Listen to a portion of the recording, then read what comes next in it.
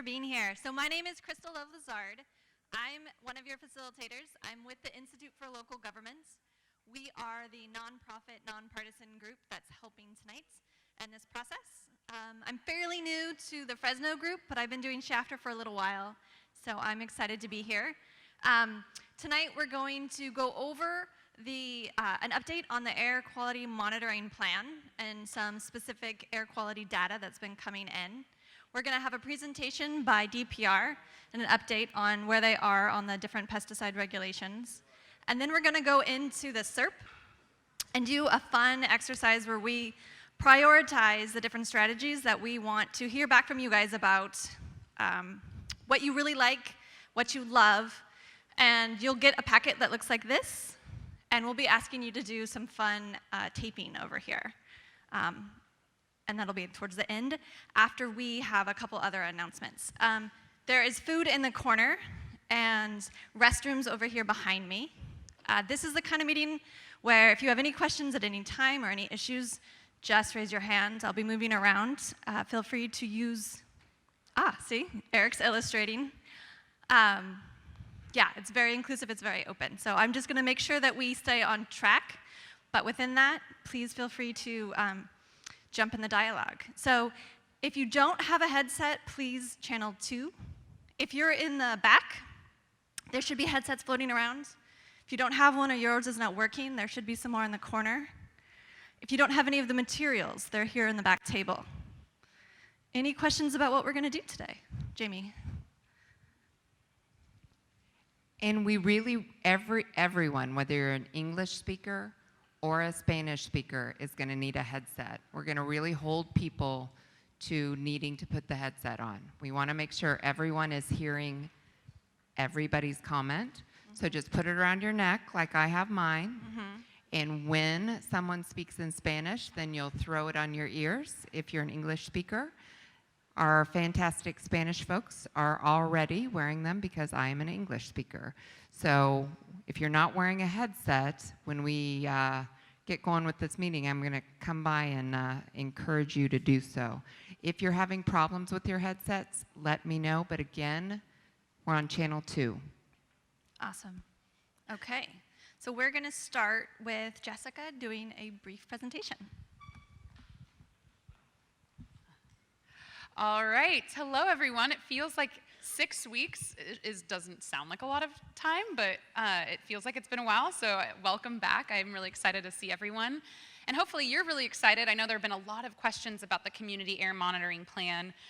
What's going on, where are we starting to deploy some of these, and what does the data look like? So that's what I'm here to talk about today.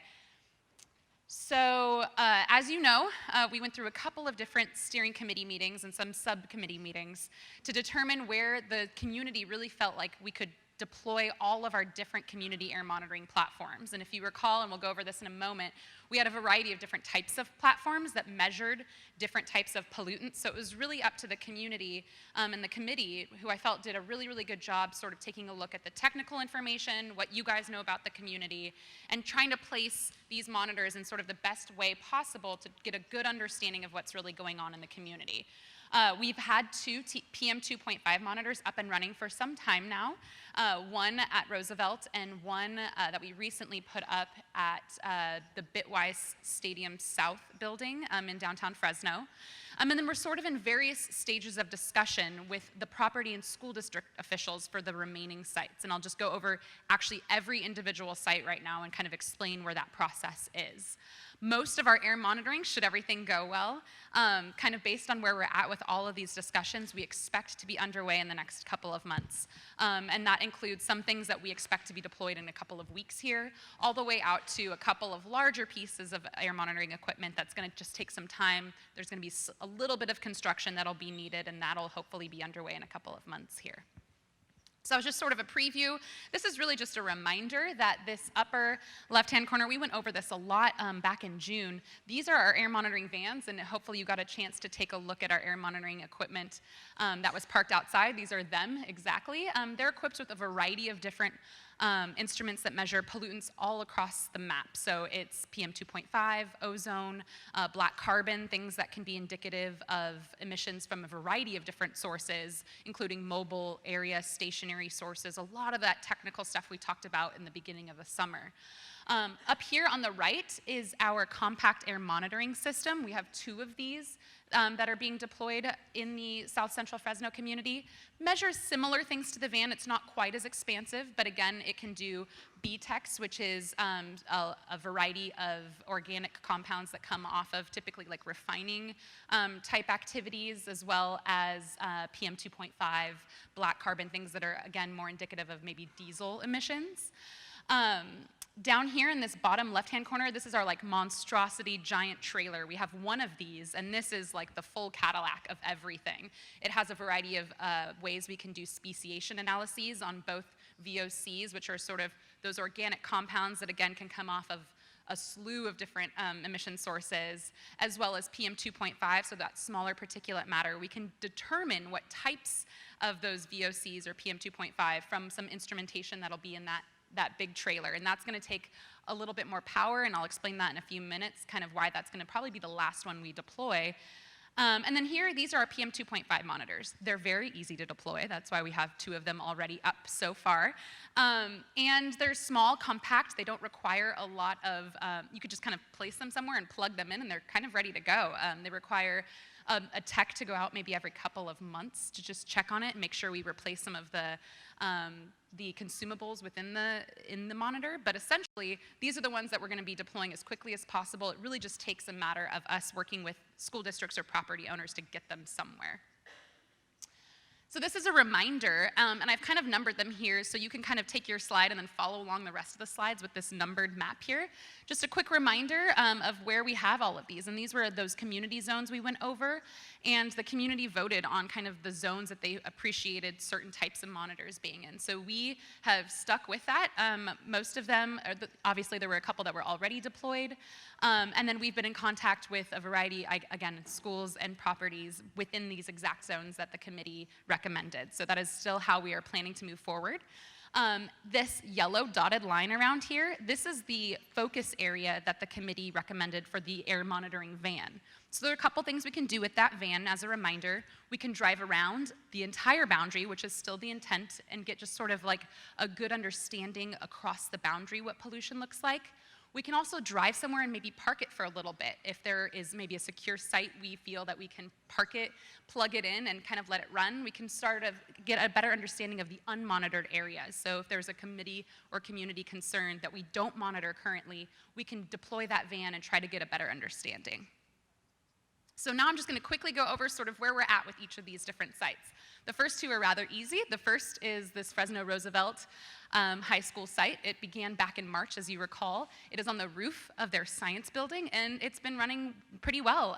This data and the next one I'm going to show you have been up on our community monitoring site, so you can see that real-time PM2.5 data at your wish. This site number 2, this is the one we've deployed more recently in August, and this is on top of that South Stadium Fresno-Bitwise building, which is in, believe it's called Community Zone D, which is downtown. And again, that's been running for a couple of months here. I tend to talk very quickly, and translators, sorry. But I just really am excited, and I want to get to sort of the meat of why we're here today. So site number 3, this was, I certainly appreciate, I've heard a lot from this community about a couple of different places, and one in particular was Orange Center School, and this is just north of Daleville. It is in that Zone K where one of the compact monitoring systems was recommended to be placed. It's very, very close to the Ulta Distribution Center. And after a couple folks on the committee had already reached out to that school, we actually attended a school board meeting and asked how they felt about us deploying this system. As you recall, it's sort of that smaller trailer. It requires some power and some access pretty regularly for our air monitoring folks to go to that trailer. So we are right now in discussions with that school, and we are working actually on a contract to take to their school board, which is a rather small school board, pretty soon here. So we expect by next month we'll have an agreement in place and hopefully very quickly can get that system up and running and ready to be deployed and get all of that data on our website and then of course to the CARB website, which I'll go over here in a moment as well. Site number 4 is sort of on the northern boundary. This is in Community Zone A. We've been in discussions with Heaton Elementary, right across the street from Fresno City College. So this, again, is that real-time PM2.5 rather easy thing to deploy. It can kind of go on a roof. It can go on a platform, kind of closer to the ground level. The idea here is just that we sort of locate it somewhere secure that no one can kind of mess with the instrument. Plug it in, get some communications going, and we'll be on our way to getting real-time 2.5 there as well. So we're in discussions with Fresno Unified for this, and then a variety of other sites that I'll go over right now. Edison High School is also Fresno Unified, and this is where the recommendation was for the second compact monitoring system. And from those discussions, a lot of the discussion was actually not just focused on the zone, but actually on placing it at Edison High School. So that is where we're at with discussions right now. Again, it monitors kind of this slew of different pollutants. It can be on a trailer, so it can be moved easily, or it can be on a platform. Again, that security, that power, that access, that's where we're at with the discussions with Edison and then Fresno Unified as a whole. Site number 6 is Malaga. We've been working with Malaga for a while now. Just a little bit of background. One thing is that this is the trailer we're trying to put here. If you recall, it's in the southeast corner, so it's sort of downwind of all the emissions. That trailer requires some upgraded power. We certainly want secure access, again, sort of given all of the things that are in that trailer. We want to make sure it's secure. And so it requires a little bit more discussion with the school and the school district, and they are in Fowler Unified School District. The interim superintendent that we were working with is no longer the superintendent, so we're just starting to kind of enter discussions with the Fowler Unified School District, with the principal. So just if there are any of you, this is kind of where I'm looking to the community and to the committee, if there are any of you who are close or have good interactions with Fowler Unified, please let us know. That could just kind of help move these things along. And sometimes it just sort of helps to have your perspective when we go to these communities and ask to place these monitors, to hear directly from you. So please come find me at the end of this meeting and let me know if you have sort of any other additional contacts for Fowler Unified. And not that they're against putting it here, just sort of to get things moving along. They're very, very excited, I think, to put the trailer there. The last two are PM2.5 systems. So this one is Madison Elementary. This is in that sort of, it's Zone C. It's in the far sort of west side of the boundary. Kind of a little bit more of a rural area, and hopefully we'll still be able to capture any PM2.5 that can be coming from 180. Again, this is a Fresno Unified discussion, so we're kind of in bigger discussions with Fresno Unified for all these different platforms. Finally, this is Mayfair Elementary School. This is, again, those two northern zones. There was A and B. This is B.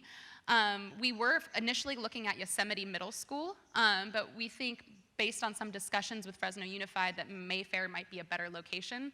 And so again, as you can see, we're really, really close with a lot of these, especially since I think the Fresno Unified might be sort of one fell swoop, one big discussion, and we'll get that going as well.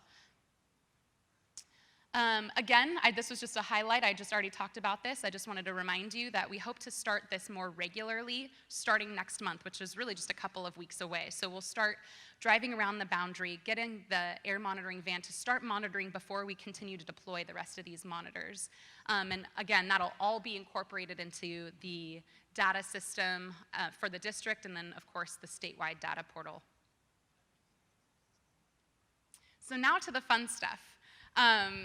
So I wanted to kind of go over with you, we kind of broke these out into quarters when the monitoring started. So for the second quarter of 2019, we are looking here, we did not have the Bitwise Stadium monitor up, but we did have Roosevelt. And so we sort of just wanted to show you a good comparison. This is daily average PM2.5, so a 24-hour average PM2.5 concentration, comparing the Roosevelt monitor to the Fresno Garland air monitoring station. So that monitor is just sort of north of the boundary, just to kind of give a good overview of what we think we're doing. Are we seeing any abnormal spikes? Are we seeing that things are tracking pretty well? And as you can see, and this is kind of what we expect for this time of year, The data actually tracks really well. So overall, and I'll go over the numbers in a second here, but you can see that Roosevelt just runs generally lower than the Garland Air Monitoring Station overall. And you can see, again, that it's tracking really, really well. And so what we're thinking and what our assessment of that is, this is not PM2.5 season. So typically when we look at PM2.5 this time of year, we see that things are more regional. We're not going to see that same sort of community level, sort of those big spikes you might expect from like localized emissions, because we have a lot of good dispersion. A lot of things when they are emitted in the summer tend to kind of up and leave in the valley. And so you'll see that that's true here, and things tend to be more regional in nature. And this again is from April through the end of June. And this is just a direct comparison. This is the average from that entire time period. So this would be like closer this isn't like an average of like one particular day, but just average overall. So this would be closer to like looking at the annual average perhaps, but just for like a quarter, which isn't a typical metric we look at, but just to kind of give you an idea, it's about one microgram cleaner at the Fresno-Roosevelt site than the Fresno-Garland site over this period. And just for a comparison, for the annual average, the EPA health standard is 12 micrograms. So again, this is not your typical PM2.5 season that you would look for that. So we do expect it to be cleaner this time of year. This is a little bit more detailed. This is from July all the way up until a few days ago. This is now, we're adding the Bitwise monitor here when we start at the beginning of August.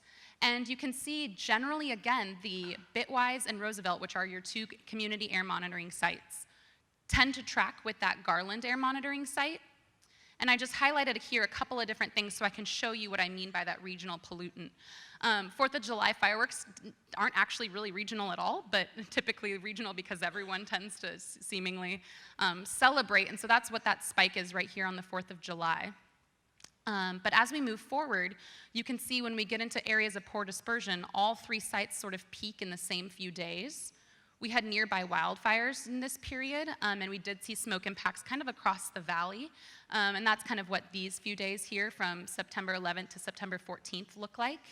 We had pretty poor dispersion right around here, and that just means that getting lots of slower.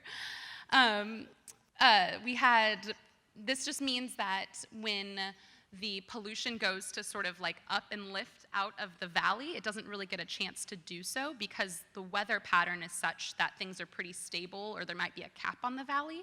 So poor dispersion, that's kind of what that means. That means we typically do see these higher concentrations, higher numbers. And then again here, as we get to sort of the beginning of October, for those of you who have seen some of our press releases, there were a few days of high winds, some wildfires that also caused this. So as I mentioned, this is kind of what we expected this time of year. I think it's going to be really interesting, and we definitely want to do this in our January update meeting on air monitoring, where we show you sort of what that beginning of winter season looks like. I think that's going to show, A, hopefully we'll have more monitoring up by then, and B, hopefully it'll show a little bit more of the localized activity. With less dispersion, I think you'll get a bigger difference in the different community monitors. And again, this is just a comparison. That's Fresno-Garland over that time period.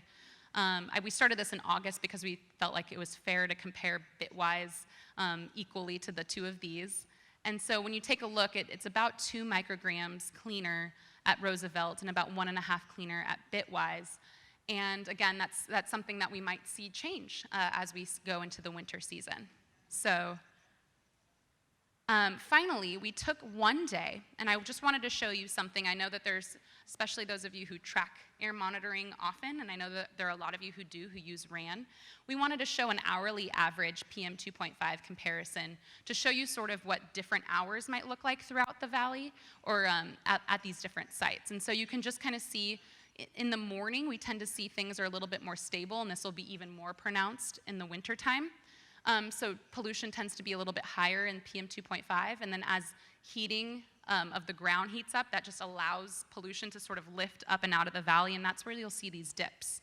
So as you start to track the PM2.5 monitors that we'll be displaying on the website, you'll see kind of a similar pattern. So kind of keep a lookout for that. Ask us any questions that you have about it. If there are things that we find that we think we need to investigate, that's what we have the vans for. But if there are things that you find that you think we need to investigate, that's what we have you for. So we're really excited to partner with you guys to show you more stuff as we get more deployed. And that's actually the end of my presentation. Thanks, Jessica. I see questions with Lisa. Any other questions? Hands? Okay, I'll go to you guys next. Start with Lisa. What is considered low 2.5, medium 2.5, and high 2.5? So I think that's a great question. I think a good way to couch that, there are a couple of different health standards for PM2.5. The daily, so the maximum 24-hour health standard, which is the average over 1 day exposure for the average human, is 35 micrograms. And so as you can see in the last couple of slides here, we were averaging, now this is over a longer period of time, but if you just look at the daily averages, other than 4th of July, this is the highest, this is sort of the health standard. So anything below that for 24-hour exposure is considered, healthy is not the right word ever for these things, but the lower the better, but the 35 is the standard. And that's based on federal EPA. They do actually a very large study to set these different standards based on a variety of health information. I've noticed higher PM 2.5 after 7 p.m. in the evening until 11 or 12 midnight. It's even the middle of the night's been high. Yes, that's a great example sort of what I was showing that I think will be even more pronounced in the wintertime. And that's typically in the morning and in the evening. Things are a little more stagnant, a little more stable. They tend to settle more to the ground. We don't get a lot of lifting of pollution up and out of the valley. So you'll tend to see that PM 2.5, unless there's some event happening or something emitting kind of nearby a monitor or nearby you, you'll tend to see that PM 2.5 is better in the afternoon and then starts to get a little bit worse in the evening and kind of is really stable early morning. Yes, Jessica. I was wondering if the Bitwise data is available online yet. Yes? Yes, it has been available, I believe, since it was deployed. And is there any chance of putting these on the RAN page with everything else, putting Roosevelt and Bitwise and all of the other sites as they come online? Because they're part of the AB 617 program, you can get to them through the AB 617 page. So you can get, and they look just like RAN. It's just a little bit of a different way to get there. Any other questions for Jessica about either the monitoring sites or the air quality data that's coming in? I think right over Oh, sorry.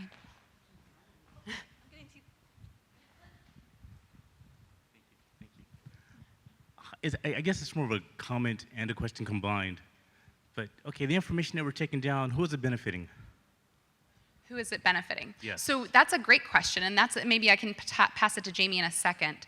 The question that was just asked about RAN, that is a really good resource, and it's tied to this data right now in the same exact manner, where we actually have different recommendations for types of activities you should or should not be participating in based on those levels. So it should give you really a good overall understanding of what the pollution outside really means to your health, and kind of recommendations on how that could affect your day-to-day activities.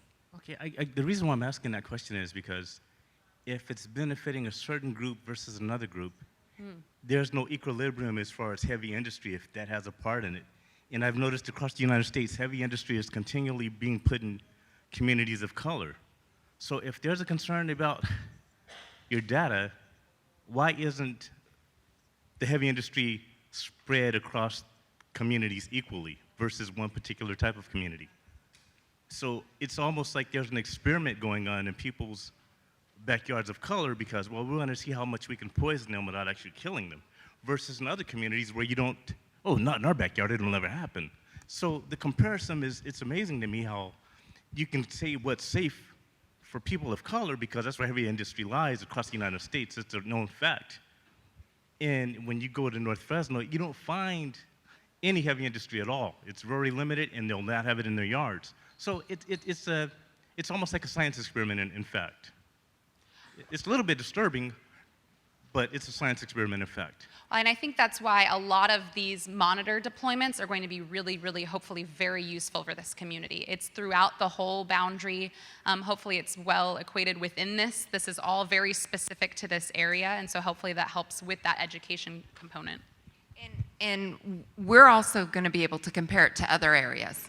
So we can look at this data, specifically these, half a dozen or more monitors in this area, and compare them to the Clovis monitor and see how is the air quality different, what is causing the difference in air quality, and then what do the programs that we were putting in place through this, through what we're doing, later on tonight, all of those actual programs that we're putting in place to address some of the things you just said.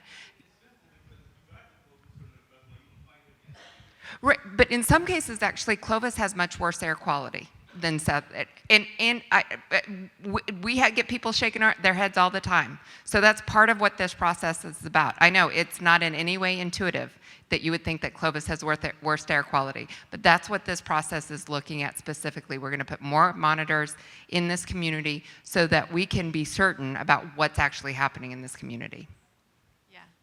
Well, and we'll get to the SERP later, but again, when we do that prioritization and we talk about those reduction measures, they're getting to exactly kind of what you're bringing up, where something needs to be done differently, and we'll kind of exactly why this whole thing is happening. So did I miss anybody? I felt like I saw a hand here. I'm going to go to Lisa and Manice, and then we're going to move forward.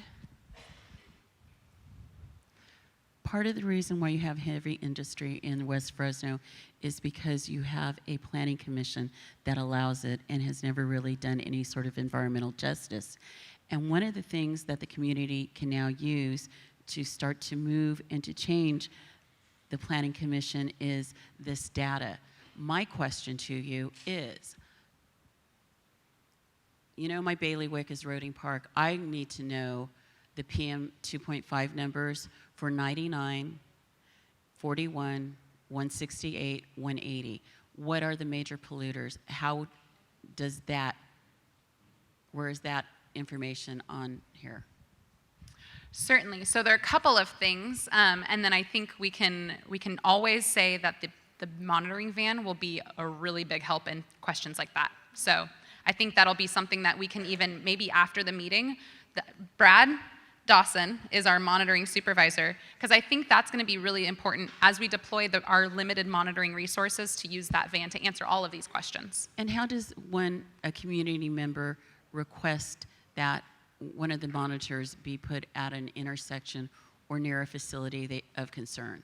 I think this is we're going to write exactly what you said down, and I think this is a great thing, and then we'll work with our team to see, okay, maybe today or next week's deployment focuses on this particular area. I just want to point out real quick that there are notes being taken, so those kinds of comments are being captured, and if at the ends you feel like that wasn't totally capturing your point, please come over and make a note and make sure that we will, yes, I agree with you, and I'll figure that out. Okay. Yeah, I just wanted to make the statement that as we're gathering information and gathering data, that there needs to be a connection between what actually happens with the data. So if you're telling people basically that their community has poor air quality, a lot of them will say, we know that. So what is the next step? And I think that's what I'm listening for, and I think that's what the gentleman was really getting at, is what are we going to do with this now that we know? It's an excellent point, and one that we're going to get to right after we have the presentation from DPR is that next step, right, the implementation phase. So Val is the director of DPR, and he's here today to present an overview of the statewide pesticide measures. Thank you very much. Good evening, everybody. Hello, hello. So my name is Val Dolcini, and I'm the director of the Department of Pesticide Regulation in Sacramento. DPR is one of the agencies that make up the California Environmental Protection Agency, and we work with ARB and some of those other offices on issues of statewide concern, and I'll talk a little bit about that at the end of my remarks. I wanted to provide you three primary updates. The first is on the pesticide chlorpyrifos, which is one that some of you may know about. Chlorpyrifos is a broad spectrum pesticide that is used on about 60 different crops all over the state of California. It's very effective in killing bugs, and it's very inexpensive, so it was a popular tool for many farmers. But it's also a neurodevelopmental toxin for sensitive populations, particularly the very young and the very old. So we embarked on a process earlier this year where for the first time we announced that we would cancel the registration of chlorpyrifos for use in California. This was an important step and really a very significant step for the Department of Pesticide Regulation to take, and it was led certainly by Governor Newsom, who felt that the impacts of chlorpyrifos on sensitive populations all around the state outweighed the benefits that it provided to California agriculture. So we've been going through a process over the last number of months which culminated in reaching legal agreements with those folks who manufacture chlorpyrifos and sell it in California. We announced that we'd achieved settlement agreements with those companies in early October. We thought it was a process that was going to take a couple of years, so we were glad to see that it was a process that we were able to really compress and get done much earlier. The net effect of that will be that chlorpyrifos will not be used by farmers after the end of next year. And you may say, why not right now? Well, it takes a while to move through the stream of commerce, and we need to gather all the chlorpyrifos materials that are available throughout the state. We need to work with dealers and sellers to make sure that they're returning all of those unused stocks. But I think this is something that a lot of people can take credit for. Certainly, I give credit to my boss, the governor, but there are many groups in the Central Valley and the Central Coast and elsewhere around the state that worked long and hard to educate regulators like me to make sure that we understood what the human health impacts of chlorpyrifos were. So for all in this room that worked on chlorpyrifos's cancellation, I congratulate you.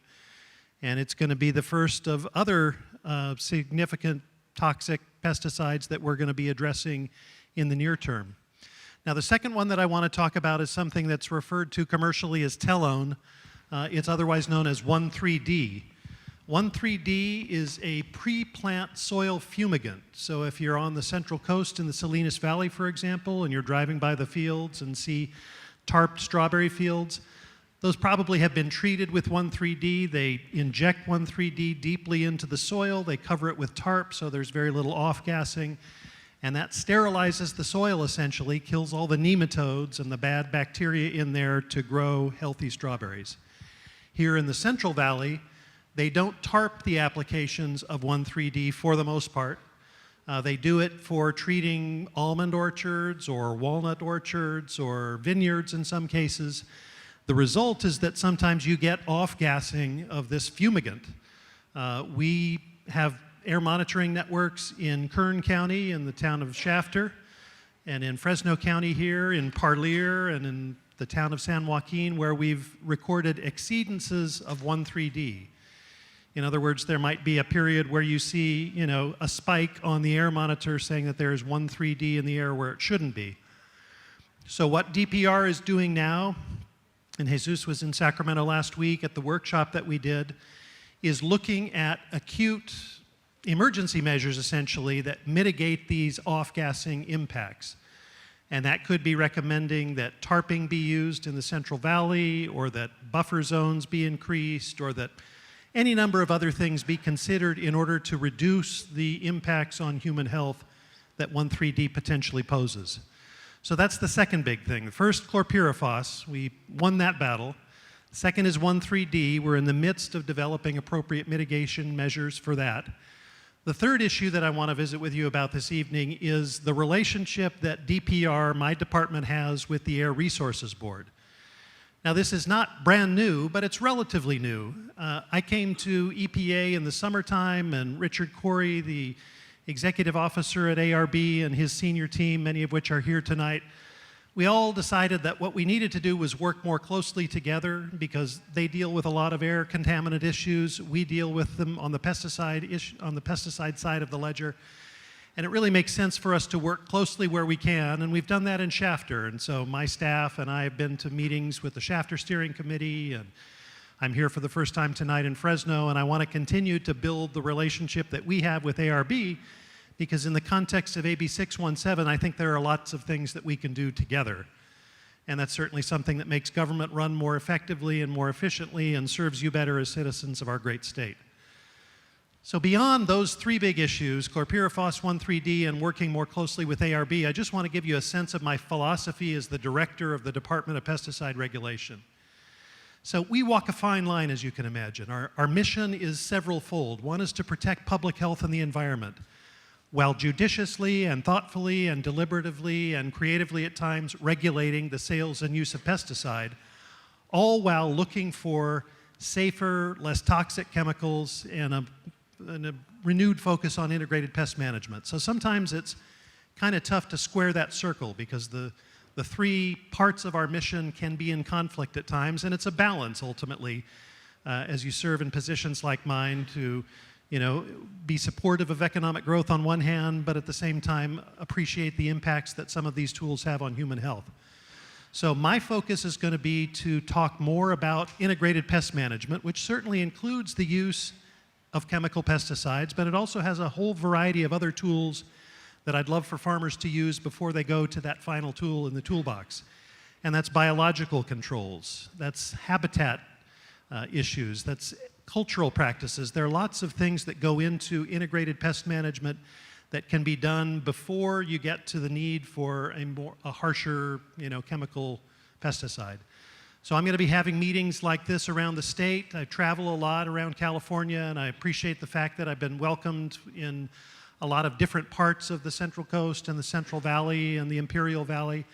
Nayamin Martinez is serving on my chlorpyrifos work group, and we've got a few other voices of environmental justice advocates that have not been a part of our deliberations before. I think that's also really important for DPR because we want to have conversations with those who regulate their pesticides with us, but we also, I think it's very important to have conversations with folks who are concerned about the impacts of those pesticides in their communities like many of you are. So that's probably enough from me for this evening. I'm happy to answer any questions you have about any of those issues or other things that may be on your mind. Any questions for Val? Thank you. I'm going to go to Laura. Any others? All right, Genevieve and Laura. Did you receive my comment of reducing the amount of pesticides they're using? Because it'll also get in the water and they'll spray it on the crops and it'll be in the air and then the fine mist and everything on the soil. I don't know that I saw your comment, Laura. Did you send it to me by email? Yeah, a lot of things don't go through. Yeah, I emailed it, but it might have Okay. been at the very end of the meeting. Okay. That pesticide meeting you were having Yeah. last week. Oh, in Sacramento. Yeah, in Sacramento. Okay, well, 'Cause I'll I be was happy to- online and I emailed it in. I didn't see it, but I'll give you my business card and you can resend it to me if you don't mind. Thanks. Appreciate that. Hi, Genevieve with Central Valley Air Quality Coalition. Thank you for coming to Fresno today. Really great news to hear, especially around, both pesticides, and it's good to hear the direction that you are headed, and we're very appreciative. I wanted to ask if you knew how this specifically affected Fresno and the communities, especially on the south, southwest, southeast side that are fence line to ag, if you knew potentially which pesticides were most often used, and if the proceedings on T-Lone and chlorpyrifos will affect Fresno. Well, I'll tell you on T-Lone, the 1,3-D issue that I mentioned, we saw exceedances at the Parlier Air Monitor. Those were last year. We've not seen them since, and we've been very assiduously watching the findings that monitor provides us. With regards to a broader Fresno County look, we have pesticide use reporting data that is given to us through the Ag Commissioner. Fresno County, not surprisingly, has among the highest uses of pesticides in the state of California, along with Kern and a couple of other big Central Valley counties, Genevieve. That data is available. There is a lag, unfortunately, so it's not this year's data or even last year's. There's about a 2-year lag, but I can probably provide you some rough numbers to give you a sense of what it's looking like over the last 6 to 12 months. Okay, thanks. Yeah, I've seen the map. I need to go back in my. Yeah. And my computer to given find the it. diversity of cropping in Fresno County, just as one example, I'm sure that the diversity of pesticides is also quite high. Okay. But chlorpyrifos is going to be significant because it was used on so many different crops, about 60 different crops, including the biggest ones here in Fresno County. So taking chlorpyrifos off the table means that there will be alternatives, and part of this process is an alternatives work group that met in Sacramento yesterday and today, and will meet 3 times around the state of California in January, and we'll meet again in December, and they're going to produce a report for us by the end of next spring, which will hopefully identify some viable alternatives to this widely used broad-spectrum insecticide. Great. It's a valuable tool. I mean, I think we can all appreciate the financial impacts that agriculture, when done right, has on our communities, but we also want to make sure that we're better appreciating, better understanding, better thinking through what the human health impacts are. And we've not done that as much as we should, and I'm the first to admit it. Thank you. I'm not sure if you're the person to talk to about this, but I know lots of residents and advocates have asked for pesticide monitoring as part of the monitoring plan here in Fresno, and that didn't make it into this plan. So again, I don't know if you're the one to advocate to, but there is still a need and a desire for pesticide monitoring in this area. Yeah, I appreciate that too, and if resources were infinite, I would have air monitors all over the state. What we're doing, though, Genevieve, is looking to next year's budget process as perhaps a way to supplement our own air monitoring network around California in key places. Hi, Mr. Val. Once again, thank you. I want to echo what Genevieve says. We appreciate the direction that we're doing, working together all from the state and to the community and the different agencies. Very looking forward. Now, in terms of, one of the things with pesticides, I just came back from the community in West Park. I know it's not included within the AB 617, but what I just experienced today is the same thing that many residents within the AB 617 say. For instance, out in Edison High School and the public library right next to it. It's understanding that that quadrant right there, which it borders with those 2 public spaces, has the highest use of these toxic air contaminants, carcinogenics, but the community doesn't know. So one of the things that the community has been asking me is so when are we going to learn what is it that we're exposed? Our kids are exposed. So it's kind of troubling for them. Not understanding is how is it that AB 617 can be a good tool to work together with the community, but also empower community. What just happened at West Park is, so the elementary is right there, and it's surrounded by almond trees on the north and the west side. And then on the south side, there's another field, but it's empty already. It's been cultivated and everything. And next to it is, across the street, it's a line of houses, and behind it, it's grapevines and orchards. So the thing is that the kids were still in school, and they're collecting the almonds, they're harvesting, and this big dust. And this is not supposed to be happening at school time.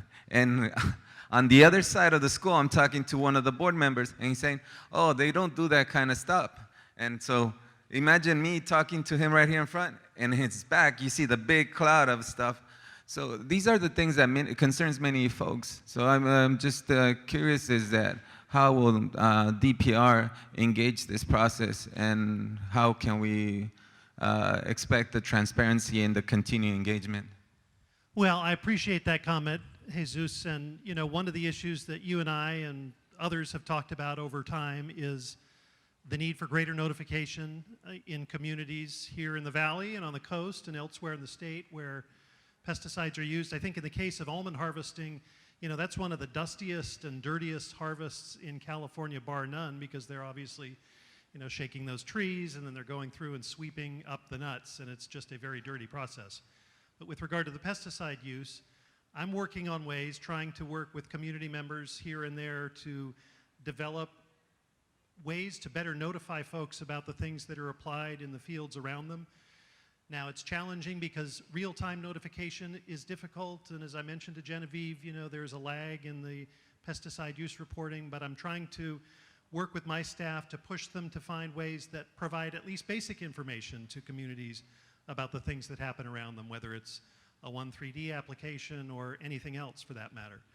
Around schools, you know, we've got pretty stringent regs around the time and place where pesticides can be applied, and if you feel like there are, you know, growers in this county or elsewhere that are not abiding by those regulations, let me know and we'll work to get to the bottom of that.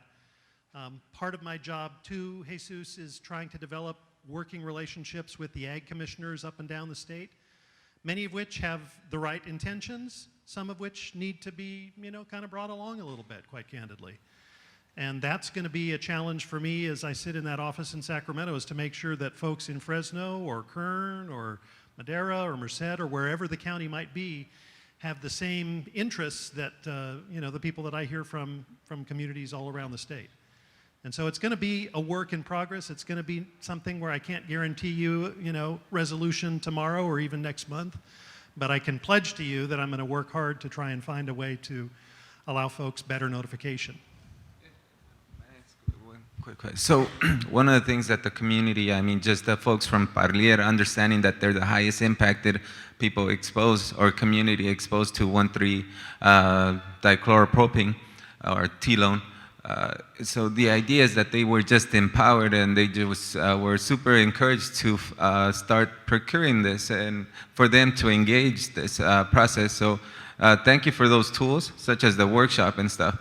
So one of the things that we do have a challenge here in Fresno County, understanding that our ag commissioner, the system is not favorable to people, and I know it's going to be a challenge for you, but yeah, it's just understanding, give perspective to the folks who don't understand what challenges we face. A person just called me right now, and they were just exposed to pesticides, and they're like, what number do I call? Oh, well, ag commissioner, well, it's close. It's just telling me the sheriffs, and it's like, I don't want to deal with sheriffs because it always gives me trouble. So the idea is understanding there's a big structure that actually is not being constructive for people procuring their health in terms of pesticides. But yeah, definitely I hear you, it's going to be a challenge. But well, and I would also just add on that note that we've done, I think, a much better job in the last year or so about providing Spanish language access to information to citizens around the state that need to report pesticide drift incidents or other pesticide incidents generally. We've got an app called CASPIR, C-A-S-P-I-R, California State Pesticide Incident Reporting, I think, that has Spanish and English accessibility. And we have other languages too for those whose primary language is not English. On 1,3-D and chlorpyrifos, I would also recommend you take a look at our website, cdpr.ca.gov, and that also has English and Spanish materials about both 1,3-D, future workshops, chlorpyrifos, future workshops on that too. nice, thank you. Hi, Val. My name is Ivanka. I'm a policy coordinator with Leadership Council for Justice and Accountability, and I'm also a resident of Southwest Fresno. I don't know how long you've been in your director's position. 4 months, so that's a good thing. I hope that you are a man that's willing to face head-on what you're stepping into, and you're stepping into a space that in modern day terms is still directly related to our past of plantation owners. The slaves went from being black to now Mexican, and you have to keep that mindset, or else you will be stuck in a maze of paperwork and not ever reaching what we're trying to reach here tonight, which is justice for all people that are living here. So in the past, you only kept your slaves as well-fed to keep them alive to give you product. Today, you're only keeping your Mexican and Latino and so-called farm workers, but in my book, they're the farmers, as well-fed and as healthy as they can work and also make that same product for the ag commissioners. Are you following me? So what I'm telling you is today's ag commissioners and the white farmers are still your landowners. They're still the plantation owners. And I'm bringing this up because you're in a space tonight telling us these great things, and the celebration of chlorpyrifos should be, it's huge, right? Everyone that's done that work knows it's huge to get it out of the system. But at the same time, I'm hoping you're a man of really courage to face that as a white man, to be in this position to say enough is enough. Because our reality of AB 617, the reason that bill was created was not just for all pesticides, but it's for everyone that lives on the other side of the tracks, right? That's what 617 is. And so you're here telling us this good news, but the space we're in tonight is 617. You're saying that there's tarping for strawberries on the coast. Tarping is not included in our emission reduction plan. It's not including pesticides that's hitting Southwest Fresno. It's sort of in the SERP, but on the back end, right? There's no funding yet for that. So I'm hoping you will be willing to step out of your lane and cross those lanes of what is considered my job versus what's actually for bringing justice to a group of people that has just changed a shade of color. The other thing that I wanted to bring up was back to the ag commissioners and the plantation owners, is that you want to introduce integrated pest management. In the world of environmentalists, we're your partners here, because a lot of times those that are so economically bound don't want to think outside of that box. They're panicking because pesticide chlorpyrifos is no longer going to be on the table. How am I going to keep my product? How am I going to keep my profit, right? So I'm hoping that you will be a force to help bring ag commissioners to the table of sustainable ag practices. Hell, find some money and take these ag commissioners to India, take them to other parts of France. These are areas that are finding sustainable ag solutions that are healthy for, and they're actually investing in their farmers so the farmers aren't left. I'm a farmer by birth, so I know what I'm talking about. So you're not on an organic orchard. So you're not having to just freak them out with saying you're taking their money and they're taking their livelihood. We all can appreciate that. So I'm just really hoping that you being here tonight in the space of the Air District will actually ask Samir and the leaders of the Air District, well, why wasn't that included? I know you've been to Shafter, but I'm asking Chucho, like, was that tarped? And it wasn't in it's not in the emission reduction plan. So there's a lot that can actually be done that doesn't have to be excused by saying we don't have enough money. It's really about stepping out of your lane and just trying to be a man that is going to make change socially.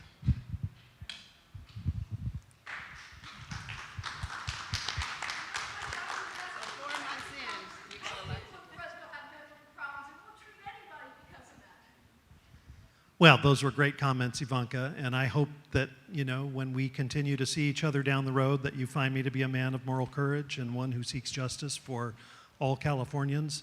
I've spent a lot of time trying to live up to the standards of people who exemplify those principles, and I hope that you're able to see me in that light as well down the road. That's why I want to, and I won't address everything that you said. I think that most of what you said I agree with.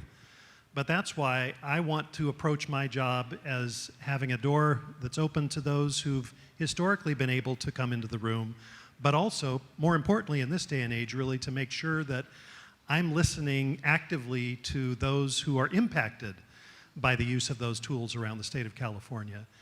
And it's a fine line, and it's one that will require that I really, listen hard to everybody that comes to me in Sacramento. But I want to be able to do that, and that's really the only way that I think I'm going to be able to have the success that you want me to have.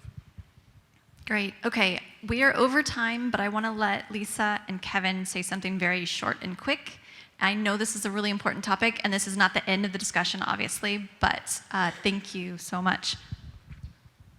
I have two real quick questions, and also just to let you know, my mother died of an environmentally caused cancer, so just keep that in mind.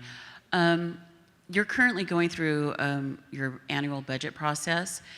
Do you, in your current budget request to the state, have any money in there for any sort of long-term health studies of neighborhoods that are impacted by pesticides or these floating pesticides like the kids?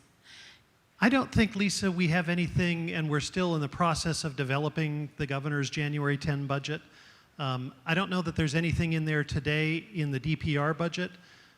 Other BDOs, like the Office of Environmental Health Hazard Assessment, are looking at those kinds of impacts, and we're working with them on that, so they may have a bigger piece of that pie. Okay, why not? You can always request it. They can always deny it, right? Yeah, and you know, we've requested more money for air monitoring and to create a pesticide emissions inventory around the state, and I can go back and I think you need look to start to look at the effects Yeah. of long-term pesticide exposure Yeah. on the children. And I would add that those are things that we do every day anyway at DPR. We just don't have a specific line item for it. Hi, good evening. My name is Kevin Hamilton. I'm the director of Central California Asthma Collaborative. Thank you for being here tonight. For one thing, I think you're the first DPR director that showed up down here, and I can't remember when. So hopefully you keep coming back. I really want to make a pitch for mobile air monitoring for you. I mean, I appreciate that we're moving in that direction with the Air District now. I'd love to see your agency, and we'll be looking to your agency to do that same thing. When Jesus's group that he's working with out here in the ranchos, wherever it happens to be, is having this problem, it's fine. We can call the ag commissioner. You know, that doesn't work. We've been experiencing pesticide drift here since I can remember. I've been drifted on driving down a road here. You call and they say, oh, we'll look into it, and you never hear back and nothing happens. So what I think we're looking to you for is you need to hold ag commissioners accountable. It's fine to talk about mentoring and influencing. You pick those ag commissioners. So there has to be accountability there, and to date, quite honestly, there has been none. So there has to be consequences for a failure to act appropriately when it's documented that these incidences have occurred and they haven't stepped up. As far as notification, there's already a posted 7-day notification of application. That should be public. Right now, they just put a poster up somewhere and say we're going to apply. But they did apply with the ag commissioner. So the idea that there isn't the possibility of prior notification is not true on its face. So again, putting together a process systemically that there's a database that would be entered into so that it's public and people can look on the website and say, oh, this is going to happen. So holding them accountable, putting those processes in place. And the last thing I want to mention is, when are you going to modify, and I'll be looking for this, I hate to use words like corrupt, but this pesticide advisor system that we have now that essentially employs the industry representatives to advise on pesticides, but they never use IPM methods. They don't. They admit that. They don't recommend integrated pest management strategies. They look to you guys to do that. So they talk a lot about it, but it never happens. So non-pesticide strategies to limit pests. So again, we need you to fix that. I know it's a big lift. You've only been in there 4 months. You got hopefully 6, 7 years. So let's get it done. Wow, 6, 7 years, Thanks, boy. Kevin. My hair is going to be either totally gray or completely gone. I'll just say a couple of things. One, on the hiring of ag commissioners, that's actually the Board of Supervisors that hires those. But Kevin, we work a lot with them, and I'm trying to exert more than just moral persuasion on them. I really want them to fulfill the mandate that I think they know they have around the state. On the issue of the pest control advisors, your experience, I guess, has been different from mine. I've worked with a lot of PCAs on the coast and up north that really try and build IPM principles and practices into the things that they recommend. At the end of the day, you know, pesticides are costly tools for most farmers, and most farmers are interested in, you know, saving a buck where they can. So if they can do something with biological controls or cultural practices or other things, you know, they're interested in learning more about that. So it's a work in progress. It's something that I think if I could have a, you know, positive impact on the direction of IPM used in a statewide manner, that would be a real victory, along with some other things clearly, but we're going to continue to work hard on it. You just mentioned that they're targeting in the Central Coast and along north for you. I think you're starting to experience the ag in the San Joaquin Valley just a little different. Yeah. And so we've got the largest almond crop in the world coming out of this valley. Think of that in hectares of land and how much of that is fumigate. You've been worried about fumigates for years. I mean, I've been out there in part of there when the fumigates are rising in the field at 6 o'clock in the morning, and a little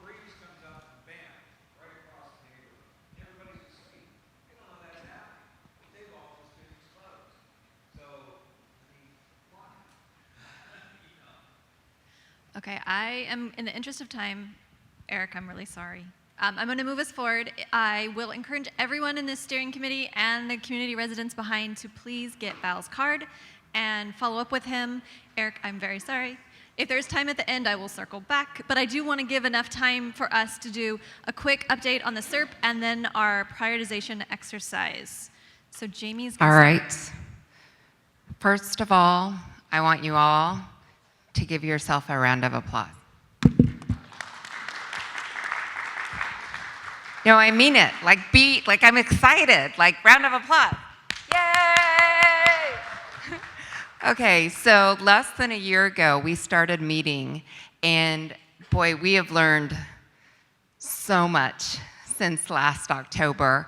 I really want to thank everyone so much for the patience you have shown, the generosity you have shown, especially with your time, and especially to those of you who are just residents.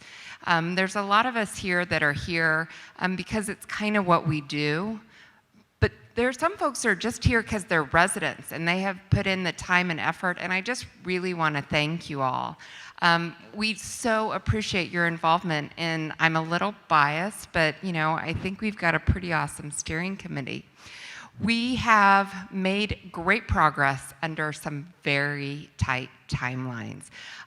We have a SERP, and we're going to talk a little bit more about it, and we only have a few slides for this presentation, but there towards the end, I know we were having almost a meeting every week. We had some really tight timelines to make sure that we were following the legislation and turning our SERP document in on time, and we were able to do that. And we understand it's not perfect. We get it. I could go around and every single one of you would say, I have a concern. Something was left out, something was put in. We get that. But I also think that we could go around and every single one of you would say, hey, that's awesome. I like that that happened. I like that we're going to focus on that. We're not done talking about the concerns. What happens now is we get to focus on implementation, and I think a lot of the concerns we'll be able to navigate through a bit during implementation. The way I kind of see it is we have a roadmap. We kind of know all these different places that we want to go, whether it's about trucks, whether it's about industry, whether it's about wood burning, whether it's about outreach, whether it's about enforcement. We kind of know where we want to go. But we're not exactly certain how we get there, what route we take. And that's what implementation is going to be about. We're going to work on some of those issues. One that we heard, and I just want to say I'm sorry that we couldn't pull it off, but we didn't have enough Spanish documents there at the very end. We were taking comments literally until about an hour before we posted what we had put together online. And we really are going to work harder to find that balancing act. Maybe it's a few less days for people to comment so we can have the time to do the translation and make sure it gets out there. So we're going to work harder on that. We're going to continue to ask of you for your input, your honesty. We want to hear it. Great things are not done when it's easy. Great things are done when it's difficult and when there are challenges. So I want to celebrate that we've gotten here tonight. I want to make sure that you guys get that we're committed to moving forward and we're excited. And now we get to tonight, we're going to put some things on the wall. You'll see some things that we're already doing. Jessica's going to tell you all about that. But in just a minute, I'm going to let Karen talk, but Eric has a comment. Yes, Eric Payne, resident on the committee. My question was really centered around some of your comments, like while we recognize that there are some really good components to the document, but we also need to understand that there are some really bad features to the document as well. Well, I didn't say there were bad features. I said no, that, I did. That was my interpretation, right? So, and it goes into my question around moving forward, what does it look like for this document to be amended? What do changes in this document look like in the future? And what part of the process will this committee play in that? Well, the document's been approved by our board and it's going to CARB, and Karen can talk just a bit about that. amending the document isn't something that we can do. It is something that we can finesse within the implementation. Part of it is that those of you that were at the last few meetings that we had, you'll remember that there was lots of positive feedback and while some people, I remember the meeting that we had at our office, and there was a little bit almost of a surprise at how many positive things folks found in the document. And the challenge that we get into is we don't want to go back and negate those positive comments and that work that the committee did to get it to where it is. And so we have a document, and we think that in the implementation phase, we really can deal with some of these issues that folks still have concerns about. And that's one of the exciting things about tonight, is that we're going to start working on that. Okay, thank you. I'm actually Yep. going to let Karen say something Yep. and then grab some more comments. Sure. Is it on? Yes. Thanks, everybody. I too wanted to express our appreciation for all the work that went into this plan. And we know it was hard work to get through this process. And there's a lot of hard work, I think, really that's still to come. And that's why it's so important that this committee still be critically involved in that process going forward. As Jamie and all of you have said, we also know there are things that all of you would like to continue to see in this plan. This is something that we see in steering committees in other communities as well. And so it really will be important, I think, to continue together to work through how do we continue to talk about all of these things, define the pathways for continuing to work through how we approach these. I think everybody's been talking about these as being sort of living documents, and so then it's really starting to talk about, well, what does a living document actually mean? But as we move forward, as Jamie had said, implementation really is critical, because that's where you start bringing all of these things to life. And really delivering on the benefits of the strategies that are in the program. So the concept of continuing that momentum into implementation, while at the same time continuing to work through all these things that we know you also feel are important elements of the plan. Thanks, Karen. Okay, we're running a little over in this section, so I want to just take a couple more comments. Then we're going to move to the prioritization exercise and slides. And then if there is time at the end, we'll circle back to this, or I will encourage those with additional comments to please, touch base with Jamie or Karen or whomever. So first, Jamie, I know, and Karen, thank you. I know we've done a lot, but there's still so much more to do. And I agree with Eric that there needs to be a space in this implementation living document space to continue to amend and add, because while there was a lot of positives, we know a lot was left out. And so going forward, I know that we want to see more regulation and not so heavily incentivized. And I just want there to be that space to continue to amend. Call it what you want, but there needs to be that time to still be able to implement the things that we know we're completely missing. And I don't think we have clarity on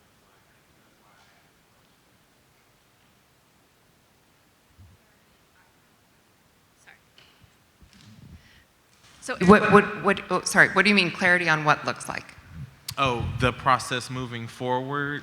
I saw this, so I just would like to know what that process is and how you verbalize that, so we know how we're to engage in the future. Mm-hmm.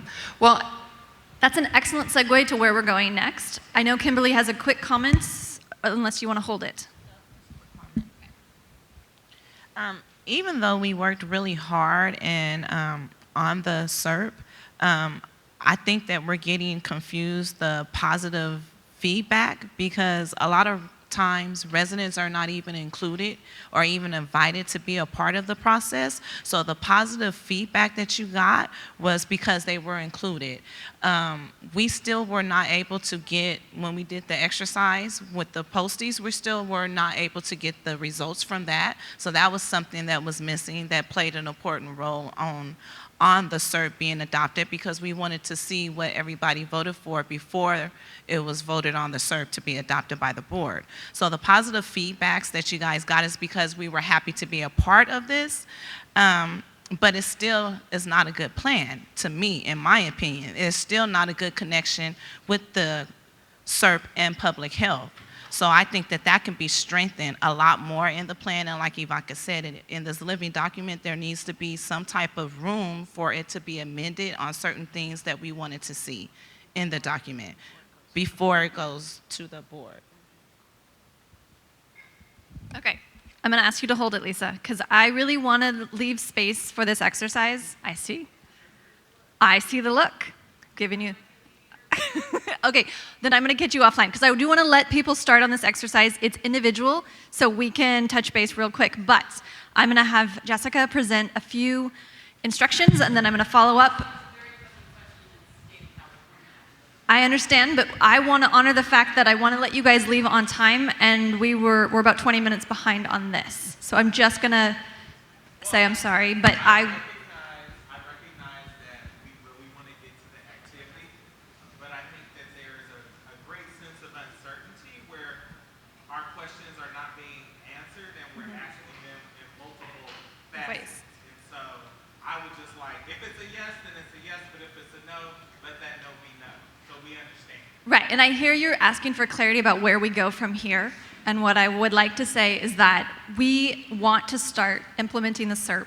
And part of that is recognizing what measures in the SERP are already moving, what measures are not moving yet because they need approval, and what measures, if you turn to the handout that has all 50-something measures in different colors, what measures can this group weigh in on the prioritization of?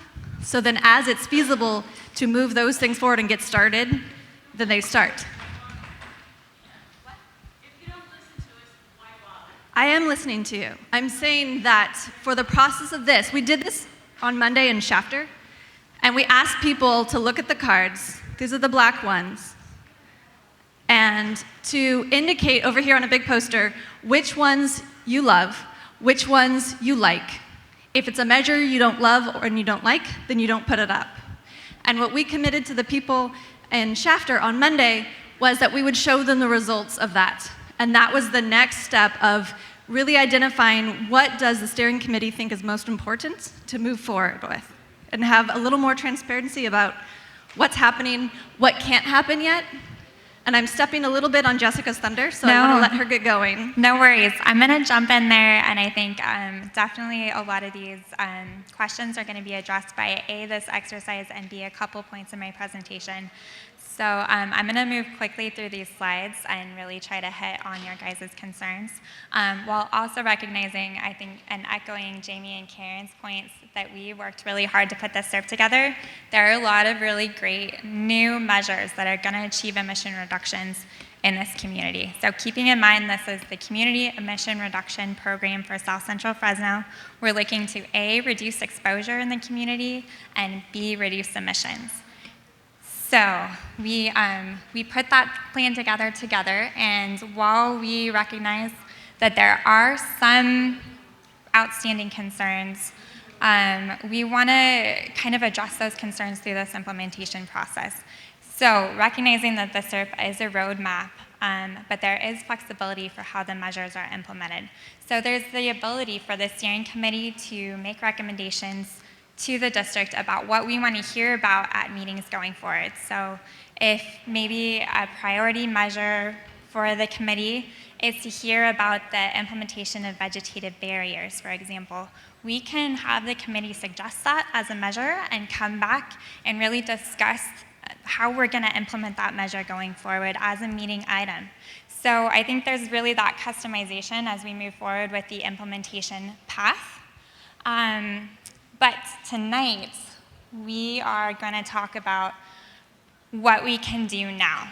So like Crystal was saying, we have kind of grouped the implementation measures into different stages. So we have stage 1, the program's already getting going. So that's on our green poster here, and also on this handout, color-coded in green. We have stage 2. These are measures that already have existing guidelines. There is funding available for them. We need to hear from the community about what you'd like to see implemented as soon as possible first, maybe in a greater amount than other measures. So we have the Like It and the Love It posters over there.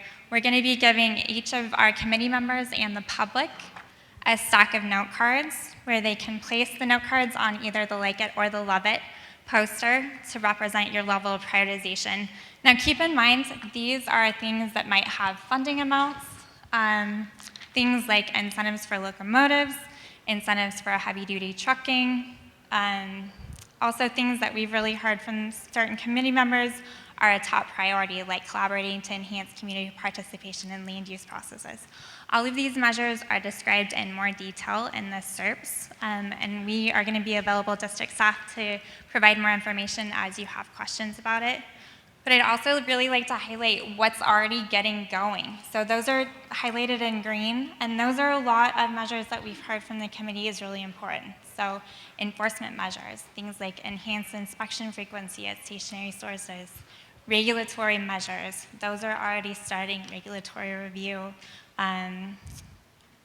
expedited facility risk assessment and risk reduction under air toxic hotspots. Programs like that we are starting as committed to in the SERP. So really keep those already getting going measures in mind. Need to wait on it. Some of these are things that are a top priority for the committee as well, but maybe they're measures that we have to take back to our board. Maybe we need CARB to approve funding availability for those measures. Those are on hold until after the CARB board approves the SERP in February. But I'm going to turn it over to Crystal to talk a little bit about the measures we can get going now. Exactly, thank you. So on that, the large table that's double-sided with the 3 colors, they're in a particular order. Your cards in front of you match that order. So if you get a little confused, that's your roadmap. If you are a member of the public and you want to participate, you're welcome to. I would just ask that you indicate like a P on the corner or some kind of note so we are able to differentiate public members versus steering committee members. They're in English and Spanish if you prefer one or the other. I see some looks. If you have any questions or comments outside of this, you're welcome to pull us aside while we do this. I know, Lisa, I'm looking at you.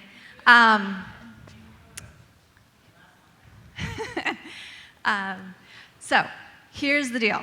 You're going to do this individual exercise. We have only about 15, 20 minutes left, and we do want to do a wrap-up. So you can take time after if you would like, but we do want to allow everyone to get going quickly if they are ready to go. We left tape at everyone's tables. So what worked in chapter was you can do individual taping, or some people just did like one long strip. But we want to, if there aren't any questions, we want to let people get going and started on this. Any questions of a clarification about what we're doing? Okay, I see one. You can put as many up or as few up as you want. Thank you for that question. So if you like it, you put it on the like it. If you love it, you put it on the love it. If you have no feelings whatsoever, you leave it off. Any other thoughts or questions? Okay, thank you. If you need tape or you don't have anything, please just holler or raise your hand.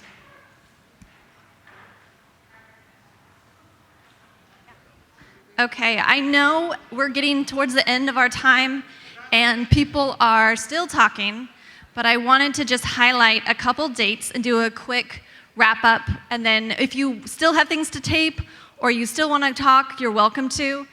The next meeting for the Fresno group is going to be November 13th at 5:30 in this room. There is no meeting in December, so there's sort of a holiday break. And then this group will reconvene on January 8th in 2020. And then a very important date is this CARB governing board hearing on February 13th. So that meeting is going to be in Shafter. The whole CARB board is going to come down into the valley and go to Shafter. So please, we encourage you to make note of those dates and attend if you are able. And so thank you so much tonight. I know we are a little over time, and there's still people working and chatting, but thank you so much for being here tonight, and we'll see you on November 13th. Thank you.